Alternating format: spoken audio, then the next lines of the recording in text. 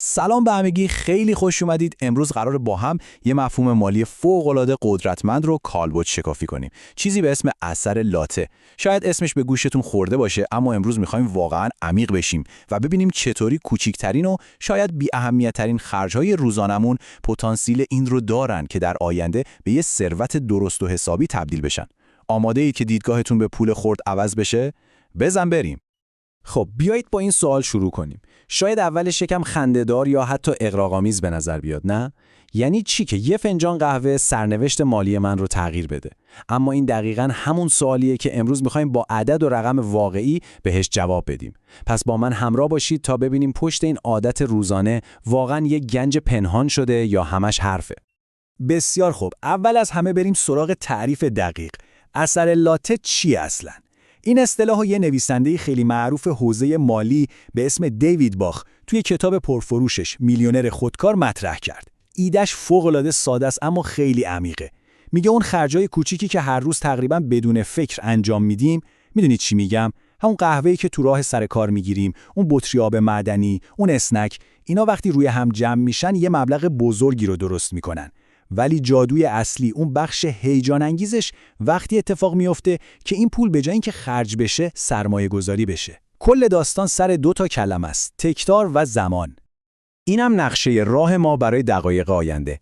اول با ماشین حساب بهتون نشون میدم چطور یه قهوه میتونه به یه ثروت تبدیل بشه. بعد میریم سراغ فلسفه و پیام اصلی این ایده. بعدش یه سفر مجازی دور دنیا میریم تا ببینیم تو کشورهای مختلف چطوری به این قضیه نگاه میکنن. یه نگاه ویژه هم به شرایط خاص خودمون تو ایران میندازیم و آخر سر هم با یه برنامه عملی و کاربردی بحث رو تموم میکنیم. خب بریم سراغ بخش اول. یه قهوه، یه ثروت.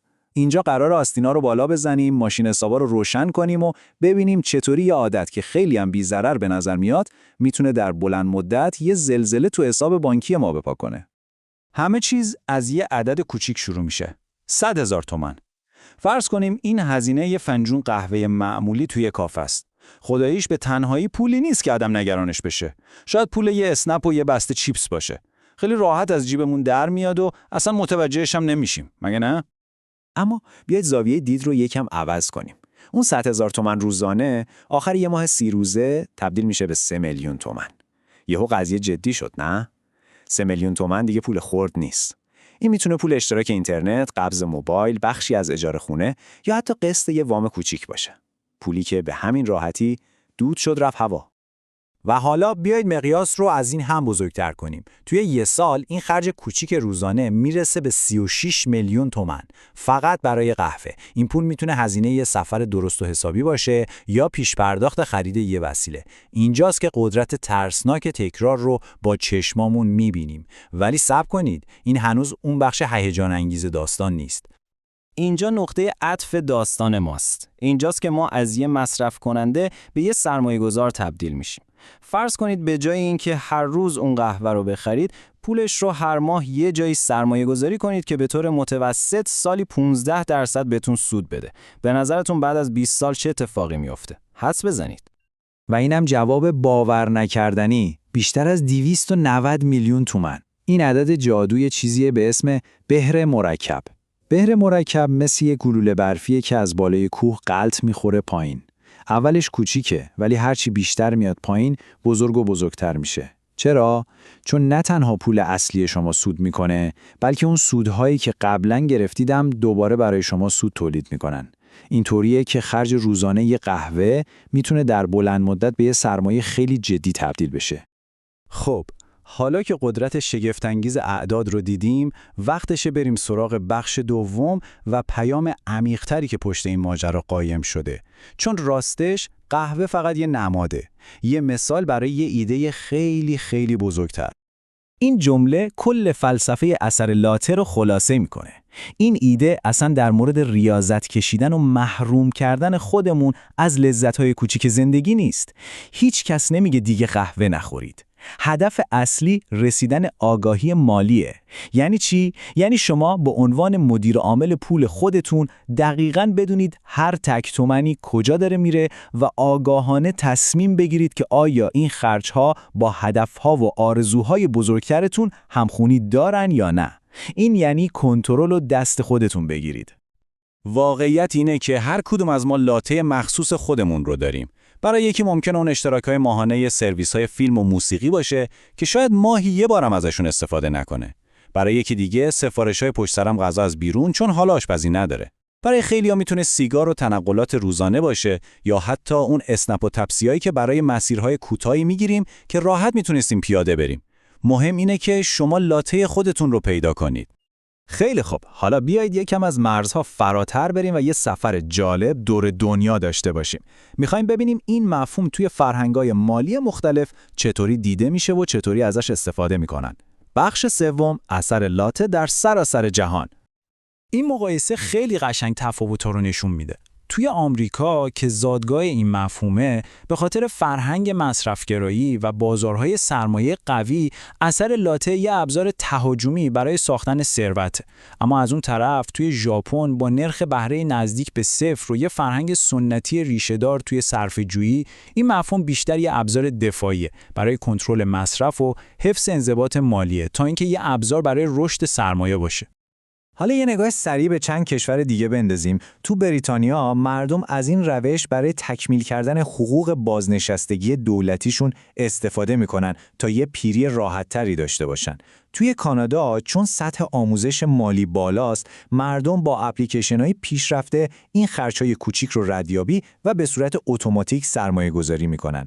تو هند با ظهور طبقه متوسط جدید، لاته اونها بیشتر تاکسی‌های اوبر و سفارش آنلاین غذاست.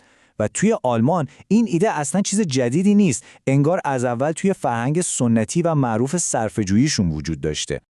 و حالا این ایده رو به خونه برمیگردونیم، به کشور خودمون ایران، جایی که شرایط اقتصادی خیلی خاص ما یعنی تورم بالا باعث میشه که اثر لاته نه تنها مفید بلکه کاملا حیاتی باشه و قدرتش چند برابر بشه. اینها مثالهای خیلی آشنایی برای اکثر ما هستن. اون قهوه‌ای که از یه برند معروف میگیریم، سفرهای روزانمون با اسنپ و تپسی برای راحتی بیشتر و اشتراک‌های ماهانه فیلیمو و نماوا که شاید اصلاً حواسمون نیست و خود به خود تمدید میشن. همه اینها لاته‌های ایرانی ما هستن که ذره ذره دارن پول ما رو میبلن. و این نکته برای ما از نون شب هم واجب تره. توی اقتصادی مثل ایران که تورم بالایی داره، هر تومانی که امروز خرج میکنید در واقع دارید قدرت خرید فرداتون رو نابود میکنید. به این میگن هزینه فرصت. هر 1000 تومانی که امروز صرف یه خرج غیر ضروری میشه، در واقع یه سرباز بوده که میتونسته توی جبهه سرمایه‌گذاری شما علیه تورم بجنگه، اما شما اون رو تسلیم کردید. سرمایه‌گذاری همین پولای کوچیک نه تنها ارزش پول شما رو حفظ میکنه، بلکه حتی میتونه از تورم هم جلو بزنه. خب رسیدیم به بخش آخر و کاربردی ترین قسمت بحثمون. همه این تئوری ها و عدد و رقم ها عالیه، ولی سوال اصلی اینه خب که چی؟ من از فردا باید چی کار کنم؟ بخش پنجم دقیقاً برای همین اینجاست. جمع‌بندی برای شما.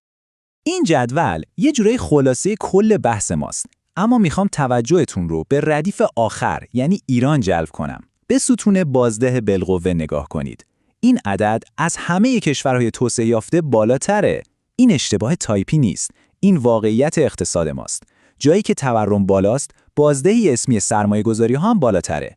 این یعنی یه فرصت بی‌نظیر که توی دل یه چالش بزرگ اقتصادی پنهان شده. خب، برنامه عملی شما چیه؟ فقط 4 تا قدم ساده. اول، با خودتون رو راست باشید و بدون اینکه خودتون رو قضاوت کنید، لاته‌های زندگیتون رو پیدا کنید. دوم، فقط برای یه هفته اونها رو یادداشت کنید. قول میدم عدد نهایی شما رو شوکه کنه. سوم، به اون پول یه شغل جدید بدید. شغلش اینه که رشد کنه. اون رو به یه حساب پسنداز، یه صندوق سرمایه‌گذاری منتقل کنید. و از همه مهمتر، چهارم، این فرایند رو اتوماتیک کنید تا تبدیل بشه به یه عادت پایدار و بدون دردسر. و این نمودار بهمون یادآوری میکنه که چرا نباید این کار رو حتی یه روزم عقب بندازیم. زمان قدرتمندترین متحد شما تو دنیای سرمایه‌گذاریه. کسی که تو 25 سالگی شروع میکنه یه گلوله برفی کوچیک داره، اما یه کوه خیلی بلند برای غلطوندنش. اما کسی که تو 45 سالگی شروع میکنه شاید گلوله برفی اولیش بزرگتر باشه، ولی دیگه تپه‌ای برای غلطوندنش باقی نمونده. تفاوت نتیجه نهایی میتونه صدها میلیون تومان باشه. پس همین امروز شروع کنید. مثلا اگه بخوایم کل این بحث طولانی رو توی یه جمله خلاصه کنیم، اون جمله اینه: سرنوشت مالی شما با تصمیم‌های بزرگ و یهویی ساخته نمیشه، بلکه با عادت‌های کوچیک و روزمره‌ای که آگاهانه انتخاب می‌کنید شکل می‌گیره. همه چیز با یه قدم کوچیک و یه تصمیم آگاهانه شروع میشه. و حالا سوال نهایی از شماست. بعد از شنیدن همه این حرفا، اولین خرج لاته‌ای که به ذهنتون میاد و میخواید در موردش یه تصمیم جدید بگیرید، یه تغییر کوچیک ایجاد کنید، چیه؟ جواب شما به این سوال میتونه اولین قدم شما توی مسیر تبدیل پول خرد به یه ثروت بزرگ باشه. آینده مالی شما از همین امروز و با همین تصمیم کوچیک ساخته میشه. بهش فکر کنید.